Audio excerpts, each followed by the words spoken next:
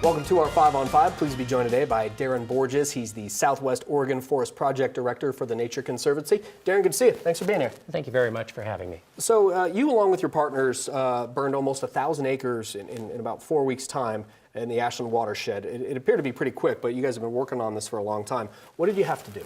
Well, the Nature Conservancy is working alongside our partners, the U.S. Forest Service, the City of Ashland, and Lomakatsi Restoration Project, protecting the municipal watershed that provides the water supply for the City of Ashland and for protecting the community. We've been working on this project for years, and in advance of the pile burning this fall, that project really got started in the summer with prescribed burn plan writing, and then following up with unit reviews, meetings to prioritize where we would get that controlled burning done, to take advantage of weather opportunities, to minimize the smoke impacts on the community, and to get the best outcomes for the land and for the community. Okay, and is this work wrapped up, or are you guys ongoing? Where are we at in the project? You know, we're very pleased with the results so far this year. We're about double the production of acres of these pile burn units. We're very pleased with that. We still have 2,500 more acres to burn. We'd like to get through those this year, although given our pace in the past, that's probably unlikely. So we'll be at this for a couple more years, completing the pile burning, and then the work is never really over. We've set the stage for maintaining a more desirable forest condition that works better for nature and is more safe for the people and the community in our watershed, but it's going to take maintenance. And we anticipate needing to treat roughly 1,000 or 1,400 acres a year ongoing in order to have sort of a 10-year return for the maintenance of the desired conditions. And what's kind of been your goal for? I mean, this is a very large area, you know, and it can go up quickly. I guess that would probably be one of the reasons why you guys are working on it. Has it just been to minimize that risk? Yeah, the kind of work that we do, it's scientifically based, and it's developed collaboratively to reduce the wildfire risk and to return some greater resilience to the forest health. The forests have become overdense. There's hyper-abundant fuels, high risk for a severe fire that could impact not only the nature of the forest, but the community's water supply and the community's safety.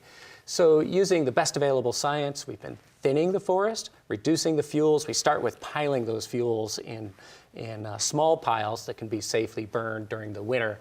But eventually, what we've done is we have set the stage for the return of beneficial fire, mild fire, that we can maintain control of. And so if there is a wildfire, let's say when there is a wildfire, we can anticipate that fire will be less severe and have fewer impacts, less risk for the community and for the nature that's dependent on those forests as well. Okay, we're going to take a quick commercial break.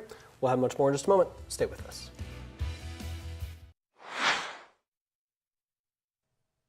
Welcome back to our 5 on 5. Again, we're here with Darren Borgias from the Nature Conservancy, talking about your work with the Ashland Forest Resiliency Project. About 1,000 acres burned in the last month or so. We went straight into that. I didn't get a chance to ask you, what exactly is the Nature Conservancy? Well, it's a nonprofit organization formed decades ago, focused on protecting the lands and the waters on which all life depends.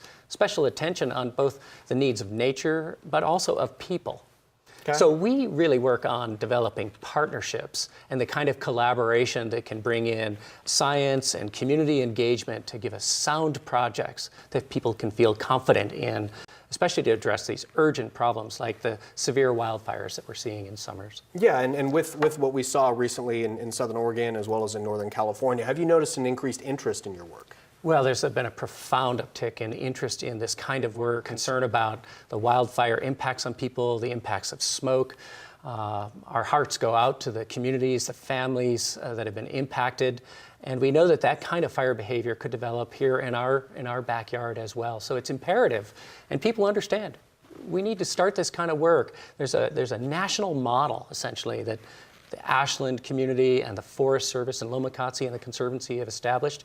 We'd like to see that rolled out across the Rogue River Basin over a 20-year period, working in a collaborative basis, working with the best available science in the most high priority areas to reduce the risk to not only nature, but to people's homes. With that in mind, are there areas that you see as being particularly prone that need work? Well, the Pacific Northwest region has just assessed the wildfire risks down to the town for the states of Washington and Oregon, and we have a number of very high-ranked communities around Southern Oregon that are exposed to a high degree of wildfire risk. And so we're anticipating working with the Forest Service and the BLM in a rogue forest restoration initiative. An early project right now is we're being developed for the Applegate community and the Upper Applegate watershed, and other communities working with the Forest Service and the BLM will be pulling together projects where we can do this kind of collaborative work to reduce the fuels, reduce the wildfire risk, and restore some forest resilience that we can all live with. One of those where we could spend an hour talking about this stuff. I appreciate you cramming it into roughly 5 minutes. Good to see you. Thanks for being here. Oh, you're welcome. Stay with us. We'll be right back.